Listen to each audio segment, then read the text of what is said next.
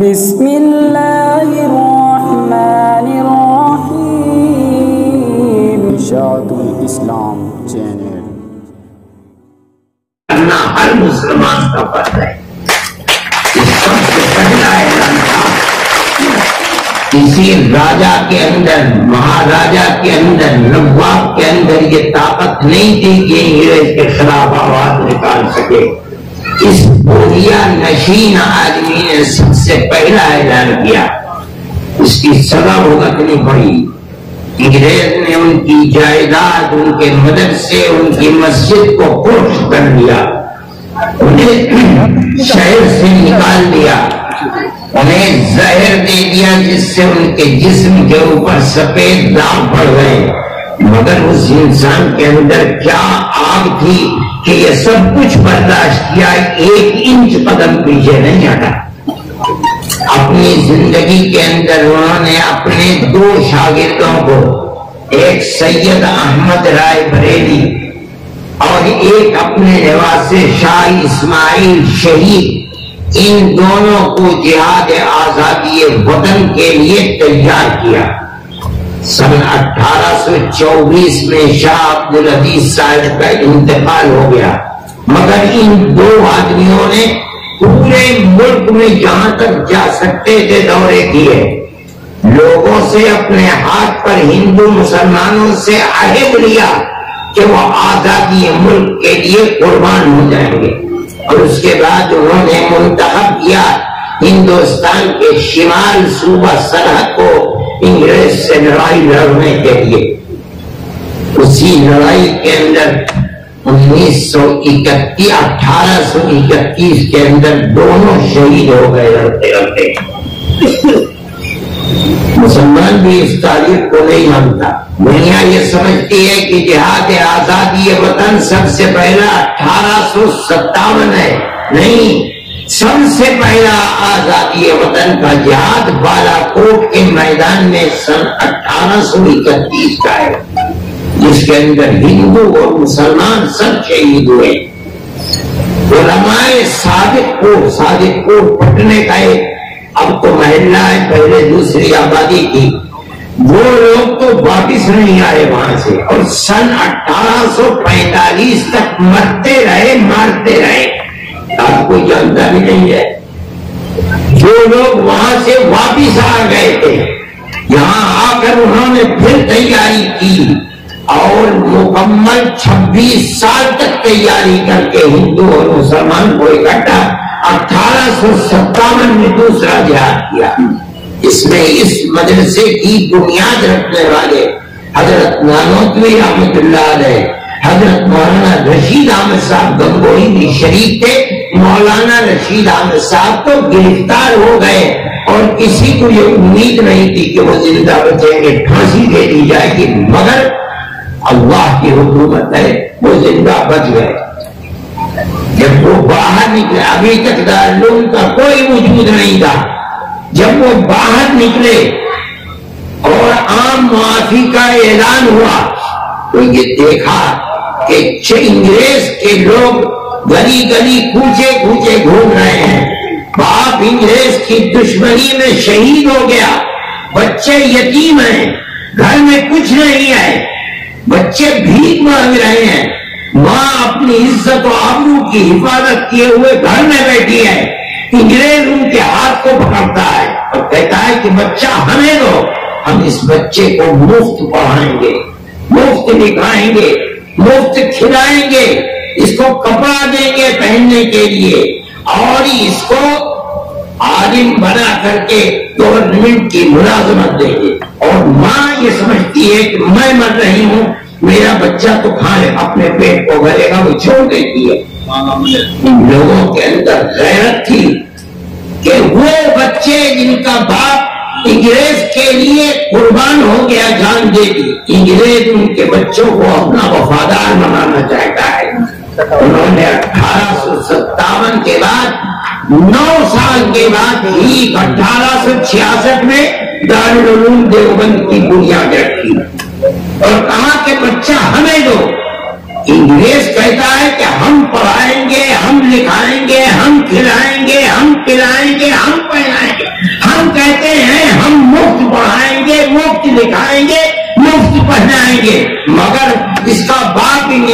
دشمن تھا، ہم اس کے بیٹے کو بھی ملک کی آزادی کے لیے مجاہد پیدا کریں گے. یہ ٹھیک ہے. انگریز تو یہ کہتا تھا کہ ہماری حکومت میں سورج غروب نہیں ہوتا، صحیح کہتا تھا. یہ تو فقیر لوگ تھے، ان کے پاس تو کچھ بھی نہیں تھا. یہ تو بوریے پر بیٹھ کر کے اللہ اور اس کی کتاب کا سبق دینے والے تھے. ان کے پاس کیا چیز تھی؟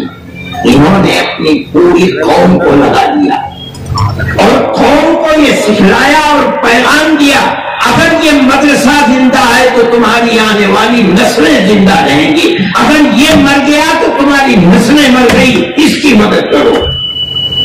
آج 150 سال سے زیادہ ہو گئے، اس ایک دارالعلوم سے دنیا میں ہزاروں دارالعلوم پیدا ہو گئے اور کسی ملک سے ایک پیسے کی مدد نہیں دیتے. پوری قوم کو اس پر لگا دیا. یہ آج کی بات نہیں ہے، 200 سال سے قوم اسی کے اوپر لگی ہوئی ہے. نواب صاحب کے ان کا نام تھا سر رحیم بخش. انگریز نے ان کو سر کا خطاب دیا تھا.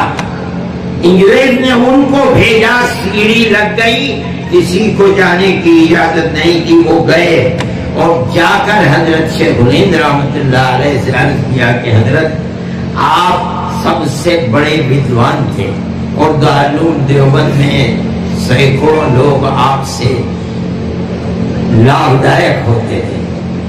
آپ بہت بڑے فقیر تھے، لوگ آتے تھے، مرید ہوتے تھے، آپ ان کے گرو تھے، چیلے آتے تھے. آپ چلے گئے اور ہر شخص پیاسا ہے.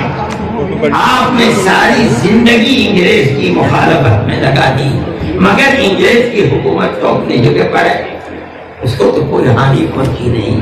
اب ہماری تمنا یہ ہے کہ آپ ایک جگہ بیٹھ جائیے دیوبند میں، بس اپنی اس تحریک کو ختم کر دیجیے تاکہ جو پیاسے ہیں ان کی پیاس تو دور ہو. جب وہ کہہ چکے اپنی بات تو شیخ الہند بڈھا آدمی جس کو مالٹا کی سردی نے ختم کر دیا تھا صبر کے بیٹھ گیا اور کہا کہ آپ اپنی بات کہہ چکے. جس زمین میں انگریز کی حکومت ہے میں آیا ہوں، مجھے جینا تو جینا، اس زمین میں مرنا بھی پسند نہیں ہے. میں تو صرف اس لیے آیا ہوں کہ میں اعلان کروں کہ انگریز کی غلامی حرام ہے. اور رحیم بخش صاحب، اگر میرے پیروں میں طاقت نہیں رہی اور میں بوڑھا ہو گیا ہوں تو میں ایک چارپائی پر لیٹ جاؤں گا اور اپنے شاگردوں سے کہوں گا کہ میری چارپائی کو اپنے کاندھوں پر اٹھا کر گاؤں در گاؤں لے چلے اور میں اعلان کروں گا انگریز کی غلامی حرام. یہ آگ تھی ان لوگوں کے اندر، یہ وہ آگ تھی جس نے اس ملک کو آزاد کیا. ان کے شاگردوں کے اندر وہی آگ دبی ہوئی تھی. شیخ الہند کے نام کے لیے یہ کالج کچھ بھی نہیں ہے، دارالعلوم اور ساری دنیا کے اندر ہزاروں دسوں ہزار مدرسے، میں کہتا ہوں 50,000 مکتب اور مدرسے، وہ شیخ الہند کو زندہ رکھنے کے لیے کافی ہیں. صرف اس لیے کہ وہ لوگ جنہوں نے ملک کو آزادی دلائی ہے اپنے آپ کو قربان کر کے، ان لوگوں کے نام کے ساتھ اس قدر میں سمجھتا ہوں کہ لوگ تاریخ کو جانتے نہیں ہیں. اس میں آپ کو مدد کرنی چاہیے. شیخ الہند نے اپنے جانے سے پہلے اپنے شاگردوں کی ایک لائن لگا دی.